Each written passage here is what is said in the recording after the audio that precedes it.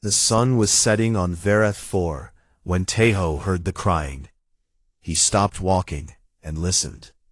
The sound was small and weak, like a wounded animal hiding in the brush.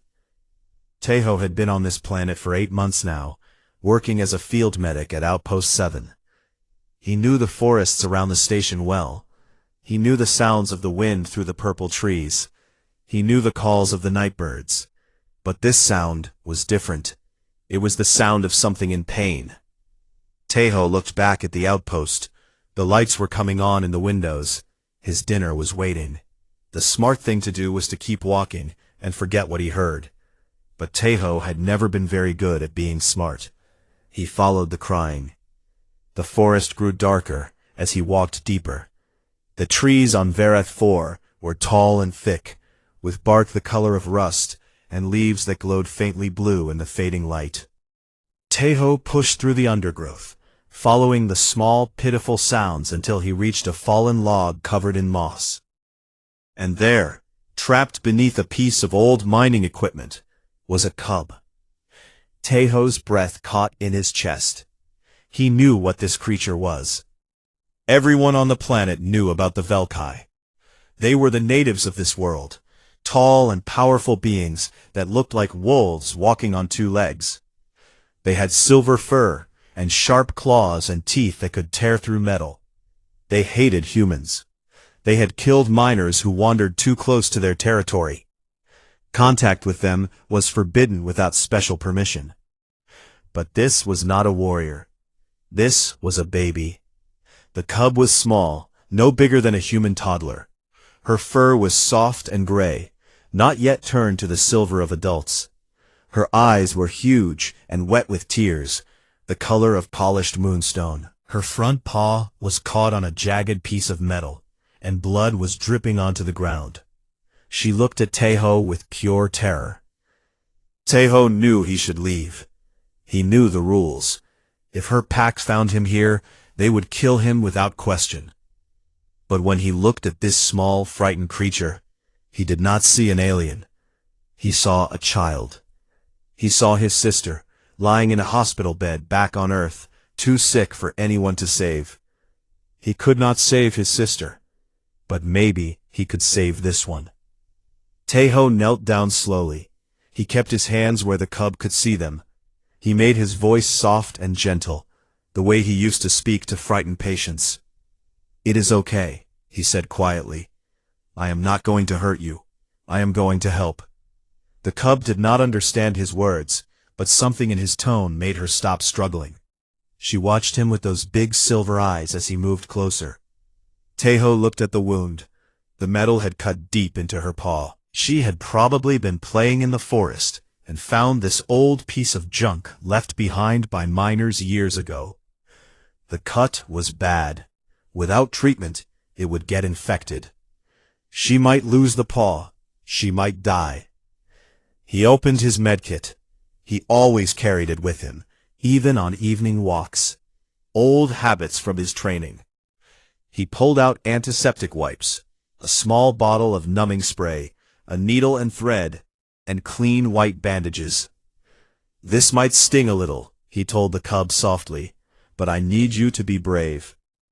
He sprayed the numbing medicine on the wound. The cub flinched, but did not pull away. Teho worked quickly and carefully. He cleaned the blood and dirt from the cut. He stitched the torn flesh with steady hands. He had done this hundreds of times for humans. A Velkai paw was different, but the principle was the same. Stop the bleeding, close the wound, keep it clean. The cub watched everything he did. She had stopped crying now. Her breathing was still fast and scared, but she was not trying to run or bite him. Somehow, she understood that this strange creature was trying to help her. When Teho finished stitching, he wrapped the small paw in soft white gauze. He tied it gently so it would not be too tight. Then he sat back and looked at his work. "There," he said, with a small smile. "All better. You are going to be fine." The cub looked down at her bandaged paw. She turned it this way and that, examining the white wrapping with curiosity. Then she looked up at Taeho. For a long moment, they just stared at each other. Human and Velkai, two species that were supposed to be enemies. The cub made a soft sound. It was not a word, but Taeho understood it anyway. It was a thank you. You should go home now, Taeho said gently. Go find your mother. He stepped back to give her room. The cub stood on shaky legs, testing her bandaged paw on the ground. It held her weight. She took a few steps, then looked back at Taeho one more time. Then she turned and ran into the darkness of the forest, disappearing between the trees. Taeho let out a long breath. His heart was pounding.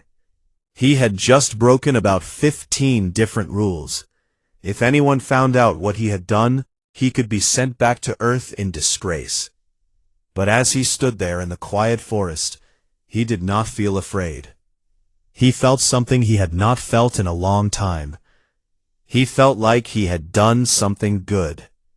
What Taeho did not know was that he was not alone.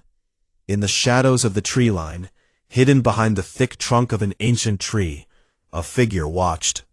She was tall and powerful, with silver fur that blended perfectly with the darkness. Her name was Reyna, and she was a huntress of the Western clan. She was also the mother of the cub that Taeho had just saved. She had followed her daughter's scent to this place, ready to kill whatever creature had dared to touch her child. Her claws were out. Her teeth were bared. She had been ready to tear this human apart, but she had stopped. She had watched. She had seen the human kneel in the dirt. She had seen him speak softly to her daughter. She had seen him clean the wound with gentle hands and wrap it in clean cloth. She had seen him ask for nothing in return. He did not try to capture the cub. He did not try to hurt her. He simply helped her and let her go. Reyna did not understand. Humans were destroyers. Humans were takers. They dug holes in the sacred ground. They poisoned the rivers with their machines. They took and never gave anything back. This was what Reyna had been taught since she was a cub herself. He had given healing to a child that was not his own. He had given kindness to a species that hated him. Reyna watched Taeho walk back toward his outpost until he disappeared from sight. Then she turned and ran into the forest after her daughter. But she carried something with her now, something strange and uncomfortable. A question. She would take that question back to her people. She would tell them what she had seen, and that story would spread like fire through dry grass. The human who healed a cub. Nothing would ever be the same. 3 days passed, and Taeho tried to forget what had happened in the forest. He woke up each morning, ate his breakfast alone, and did his work at the outpost. There were always small jobs for a medic to do. He checked the medical supplies. He updated his reports. He treated the minor injuries of the few workers who came through Outpost 7. A cut finger here, a twisted ankle there. Nothing serious. But every night, when the sun went down and the forest turned dark, Taeho found himself looking out the window toward the trees. He wondered about the cub. Was she healing well? Had the bandage stayed on? Did her mother find her? He told himself it did not matter. He had done what he could. The rest was not his problem. But still, he wondered. What Taeho did not know was that far away in the deep parts of the forest, where no human had ever walked, his name was being spoken. Reyna had returned to her clan with her daughter safe in her arms. The elders had gathered to hear her story. They sat in a circle in the great cave where the clan had lived for 1,000 generations. Firelight danced on the stone walls. The air smelled of smoke and earth. Reyna told them everything. She described the human kneeling in the dirt. She described his soft voice and gentle hands. She described the way he had cleaned her daughter's wound and wrapped it in white cloth. She described how he had asked for nothing. He had not tried to trade. He had not tried to capture. He had simply helped and walked away. The elders listened in silence. When Reyna finished, no one spoke for a long time.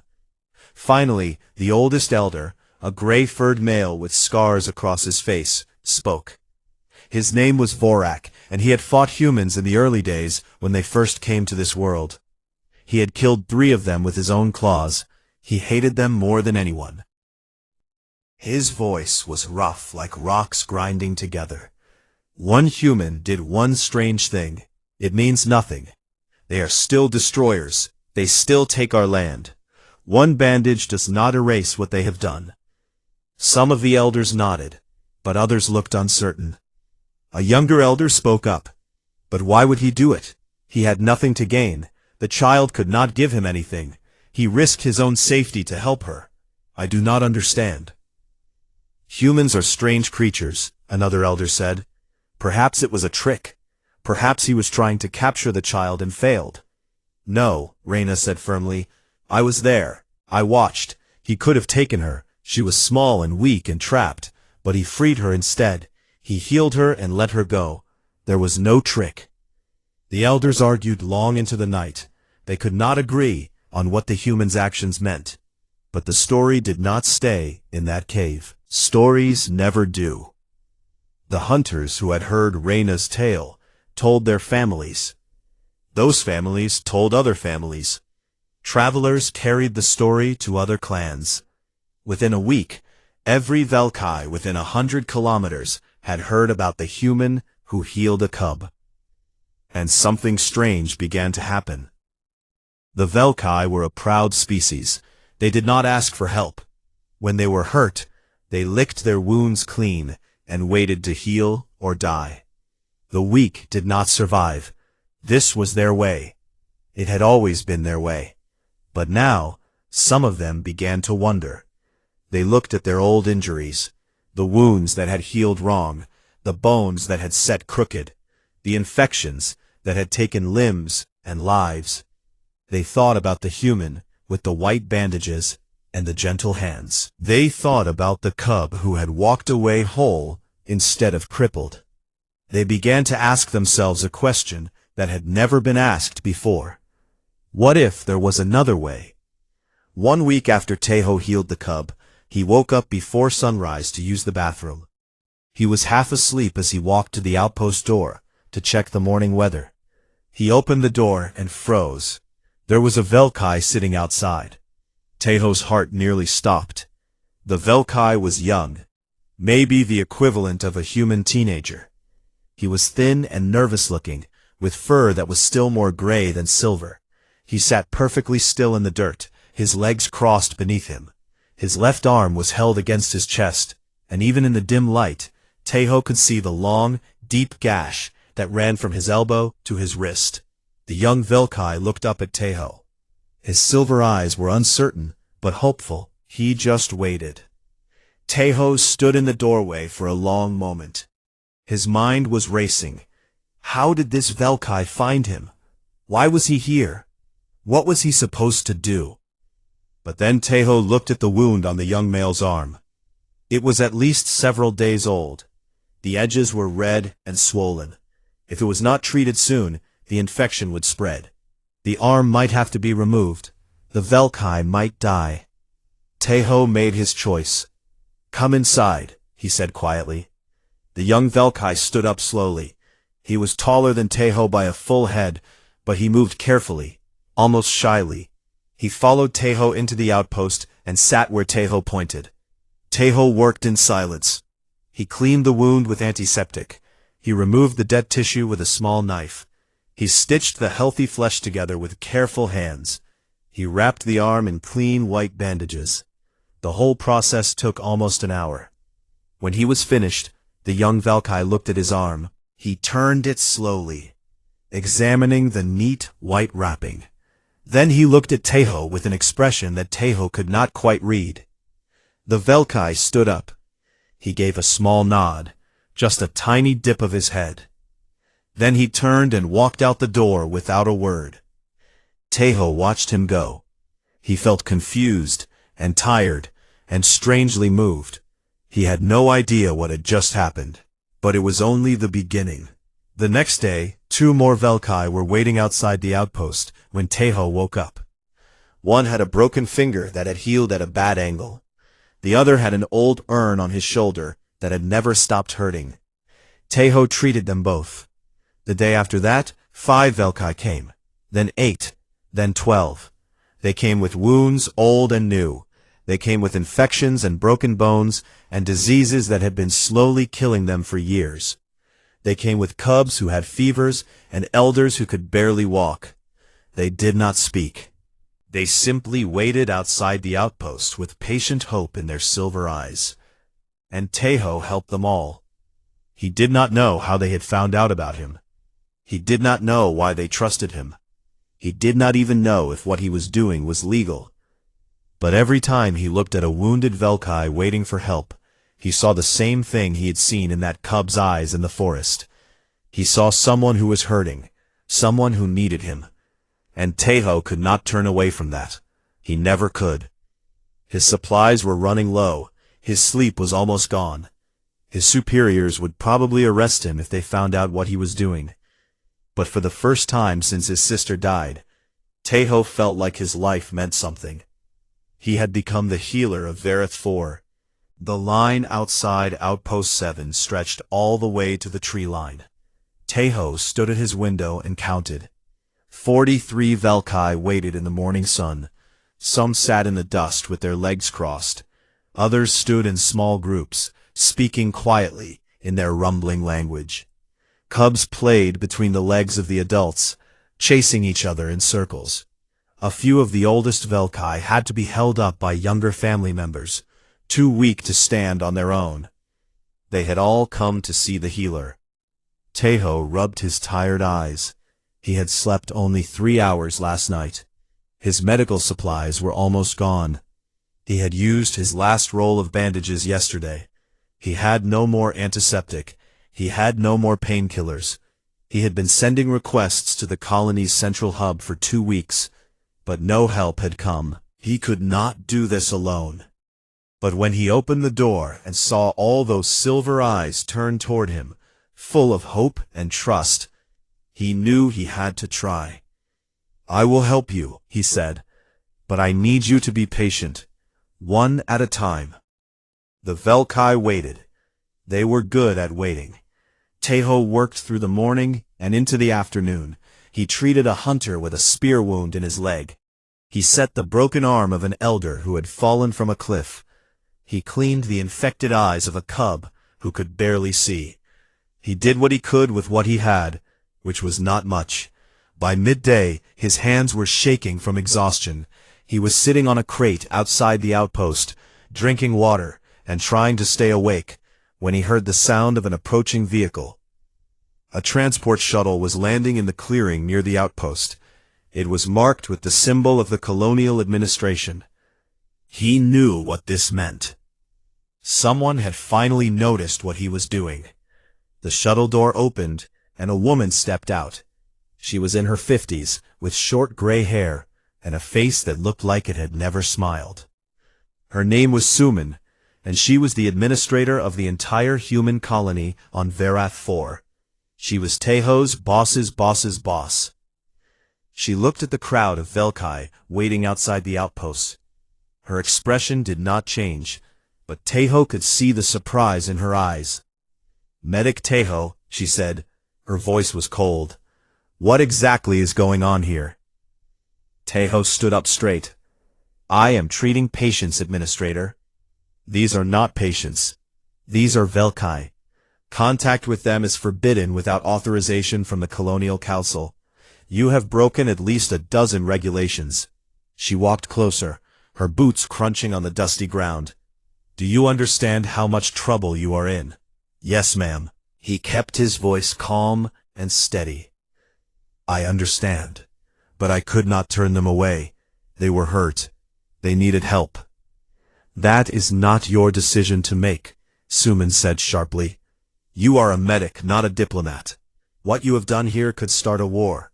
The Velkai could see this as an attempt to spy on them, or to poison them, or to—" "Ma'am," Taeho interrupted, "look at them." Suman stopped talking.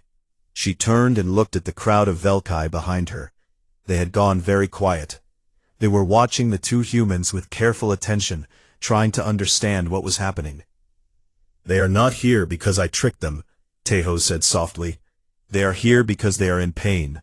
They are here because they heard that someone might help them. I cannot send them away. I will not send them away." Suman stared at him for a long moment. Her face was hard and unreadable. Tejo prepared himself to be arrested.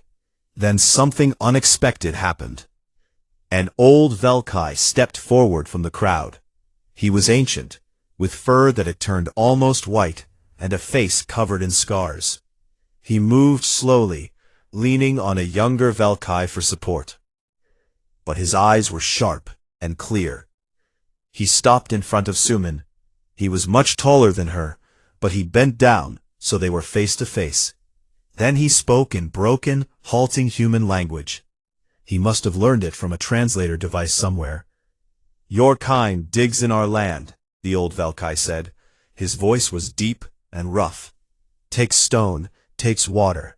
We thought you only knew how to take." He paused and looked at Tejo. "This one gives.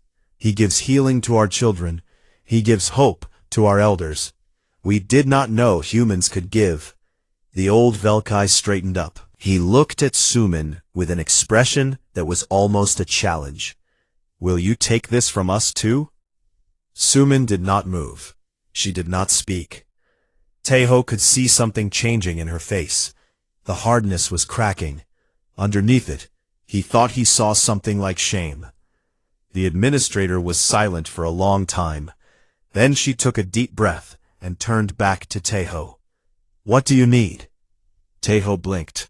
"What?" "Medical supplies, equipment, staff. What do you need to do this properly?" Tejo's heart was beating fast. He could not believe what he was hearing. "Everything," he said. "I need everything. Bandages, medicine, surgical tools, beds, clean water, power generators. I need other medics. I need people who can help me." Suman nodded slowly. "I will authorize a full resupply, and I will put out a call for volunteers." She looked at the Velkai again, at the cubs playing in the dust, and the elders waiting patiently for help. "This is either the best thing we have ever done on this planet, or the worst. But I suppose we are going to find out." She turned and walked back to her shuttle. Before she got inside, she looked back at Tejo one more time. "Do not make me regret this, medic." Then she was gone. The resupply arrived 3 days later. 2 full shuttles of medical equipment, enough to run a small hospital. And with the supplies came 2 volunteers who had heard what Tejo was doing and wanted to help. The first was Jihai, a trauma surgeon from the main colony. She was in her 40s, with calm eyes and steady hands. She had lost her husband in a mining accident 2 years ago, and had been looking for a reason to keep going. She found it here. The second was Do-hyun, a young nurse who had grown up on frontier colonies. He was only 25, but he had already seen more hardship than most people twice his age. He spoke 3 alien trade languages, and learned the basics of Velkai speech within a week. Together, the 3 of them transformed Outpost 7 into a real clinic. They set up beds in the storage rooms. They built a surgery area with proper lights and clean tools. They created a waiting area outside with shade covers to protect the Velkai from the sun. They worked 18 hours a day, treating wound after wound, patient after patient. And the Velkai kept coming. They came from clans that had never had contact with humans. They came from territories on the other side of the planet. They walked for days to reach the clinic, carrying their wounded and their sick. Word had spread across the entire Velkai civilization. There was a place where humans healed instead of hurt. There was a place where you could bring your pain, and someone would try to make it better. The clinic in the dust was becoming something more than a medical station. It was becoming a symbol, a bridge between 2 species that had only ever known suspicion and fear. Tejo worked until his body ached and his eyes could barely stay open. But every night, before he collapsed into bed, he looked out at the quiet outpost and felt something warm in his chest. This was what he was meant to do. This was his purpose. But not everyone was happy about what was happening at Outpost 7. In the deep forests, in the ancient caves, voices were rising in anger. There were those who saw the clinic not as a bridge, but as a betrayal, and they were planning to do something about it. The trouble started on a cold morning, when no one came to the clinic. Taeho woke up at sunrise like always. He washed his face, put on his medical coat, and walked outside to open the doors. But the clearing in front of the outpost was empty. No Velkai waited in the dust. No silver eyes watched from the tree line. For the first time in months, there was no one there. "Where is everyone?" Do-hyun asked, standing beside Taeho with a worried look on his young face. "I do not know," Taeho said quietly. He felt a cold weight settling in his stomach. Something is wrong. They found out what had happened later that day, when a young Velkai female stumbled out of the forest. She was bleeding from cuts on her arms and face. She was shaking with fear. Jihai rushed out to help her, while Taeho and Do-hyun brought her inside. When the young female was calm enough to speak, she told them what had happened. "Vorak," she said, "the elder Vorak. He has blocked the paths. His hunters wait in the forest. They beat anyone who tries to reach this place. They say we are traitors. They say we have shamed our people by accepting help from humans." Taeho felt his heart sink. He had heard the name Vorak before, the old elder who had spoken against the clinic from the beginning, the one who had killed humans with his own claws. He had been waiting for something like this. "How many of his hunters?" Taeho asked. "Many," the female said. 50, maybe more. They guard every path. No one can pass." Do-hyun cursed under his breath. "What do? We cannot fight 50 Velkai warriors." "We are not going to fight anyone," Taeho said firmly. "That is not what we do here." But as the days passed, the situation got worse. More Velkai managed to slip through Vorak's blockade, but they arrived with fresh injuries from being attacked on the way. Some did not make it at all. Taeho heard stories of sick cubs who died because their parents could not bring them to the clinic. He heard about elders who suffered in pain because the healers could not reach them. Every story was like a knife in his heart. Jihei saw how much it was hurting him. One night, she found him sitting alone outside the outpost, staring at the dark forest. "You cannot save everyone," she said gently, sitting down beside him. "I know," Taeho said. His voice was tired. "But I have to try. I have to do something." "What can you do? You are one man. Vorak has an army." Taeho was silent for a long time. Then he stood up and looked at Jihei with determined eyes. "I am going to talk to him." Jihei stared at him. "That is crazy. He will kill you the moment you step into his territory." "Maybe," Taeho said, "but maybe not. I have to try.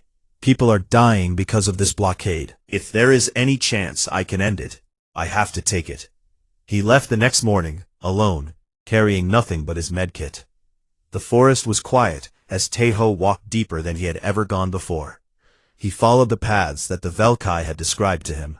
He walked for hours, past streams and valleys and ancient trees that had stood for thousands of years. He felt watched. He knew Vorak's hunters were tracking him. He waited for an attack that never came.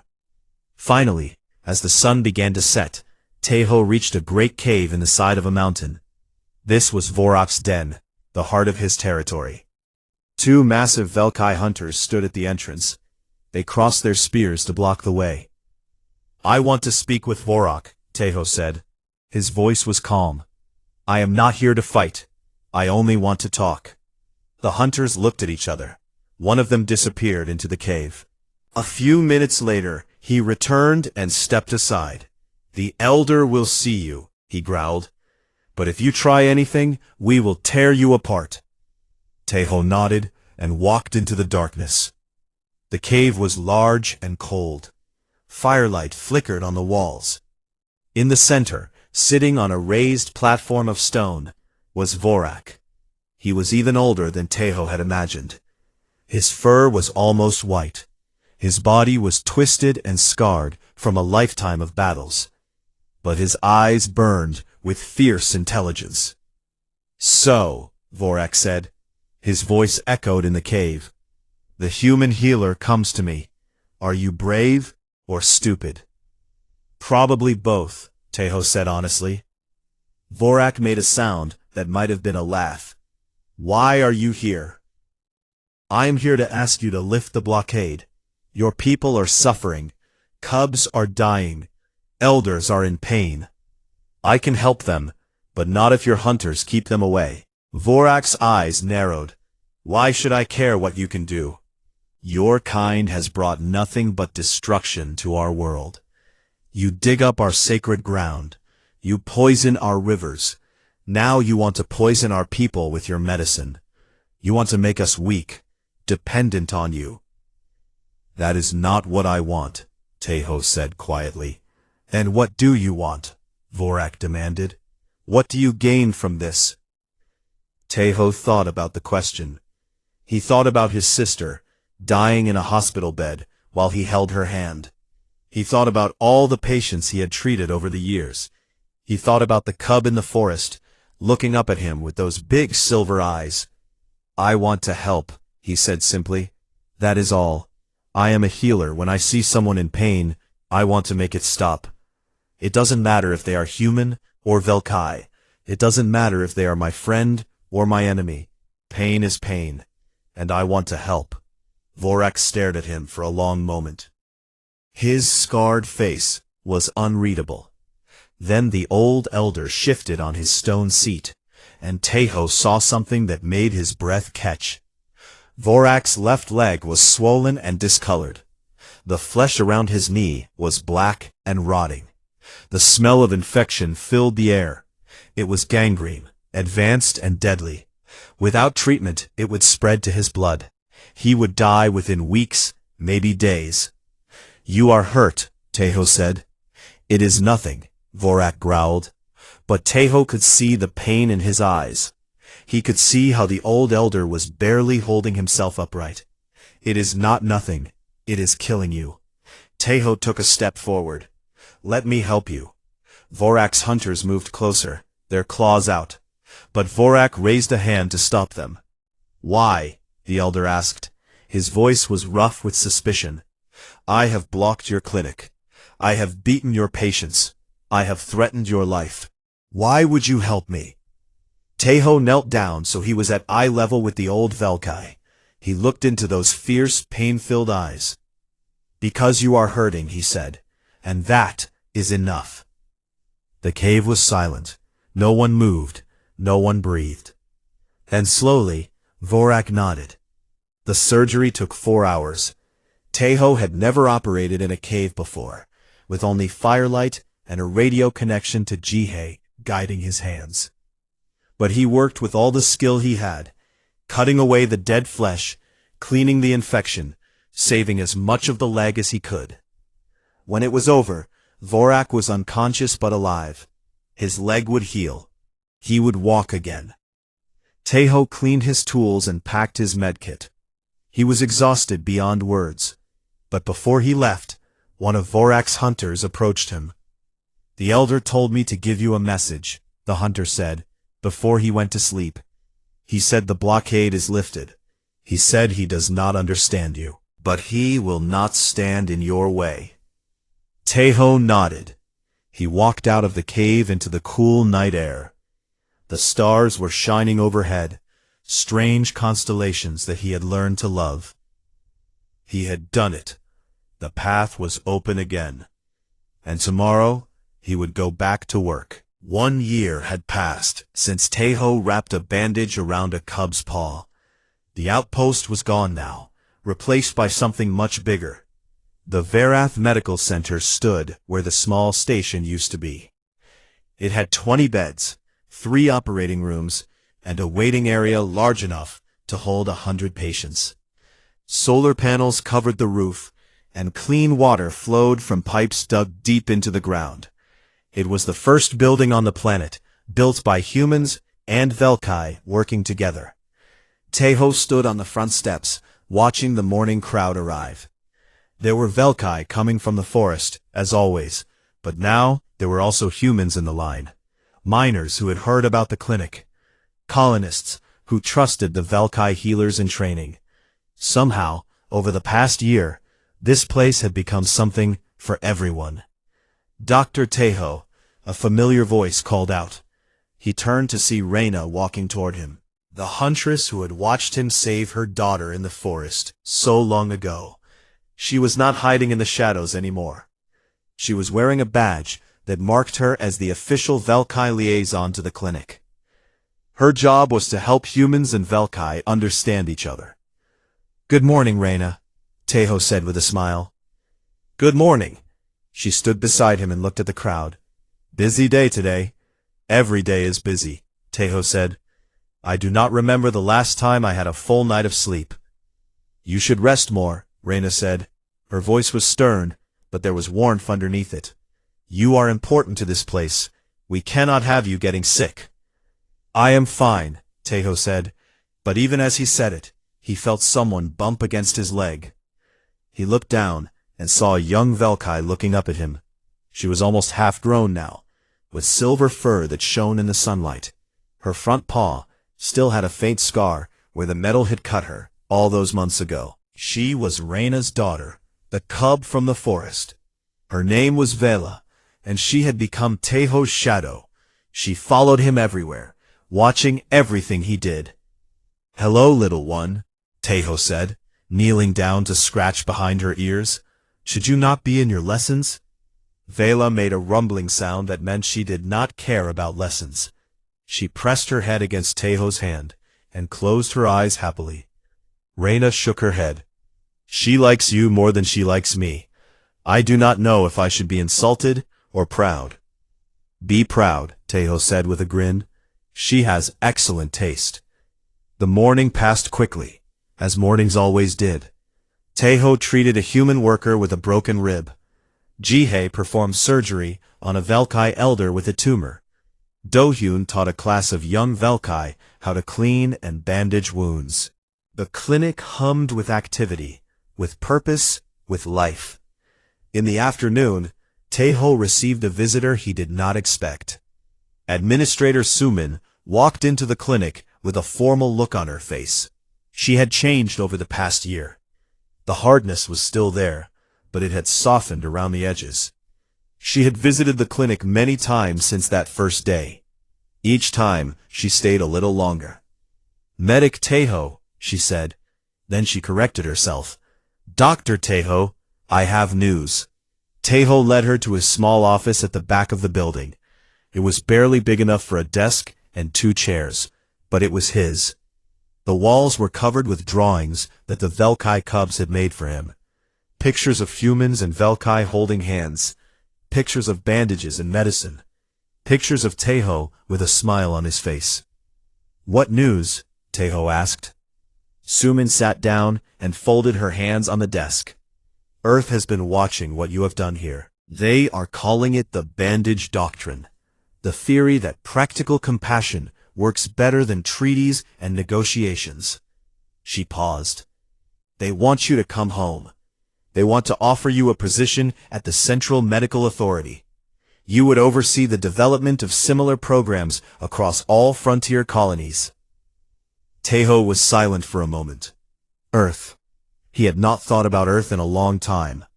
He still had family there, friends, memories. "It is a great honor," Sumin continued. "You would have resources, staff, influence. You could help millions of people." "I could help millions of people," Teho repeated slowly. He looked out the window at the clinic, at the Velkai and humans working side by side, at Vela chasing a ball with a group of human children, at Jihei laughing at something Dohun had said. "No," Teho said quietly. Sumin raised an eyebrow. "No? I am sorry, Administrator, but I cannot leave. My place is here." He turned back to face her. "There are people who can manage programs and write policies. There are people who can sit in offices on Earth and make big decisions. But this clinic needs someone who will kneel in the dirt. Someone who will look a scared cub in the eye and tell her everything will be okay. I am that person. I need to stay. Sumin studied him for a long moment. Then, for the first time since Taeho had known her, she smiled. I thought you might say that, she said. I told them you would refuse. They did not believe me. Thank you for understanding, Taeho said. Sumin stood up to leave. At the door she paused and looked back at him. For what it is worth, she said, I am glad you are staying. This place would not be the same without you. Then she was gone. That evening, after the last patient had been treated and the clinic had closed for the night, Taeho sat on the front steps and watched the sunset. The sky turned orange and purple and gold, colors that were different from Earth, but just as beautiful. The forest was quiet. The air smelled like rain. Jihei came and sat beside him. She did not say anything. She did not need to.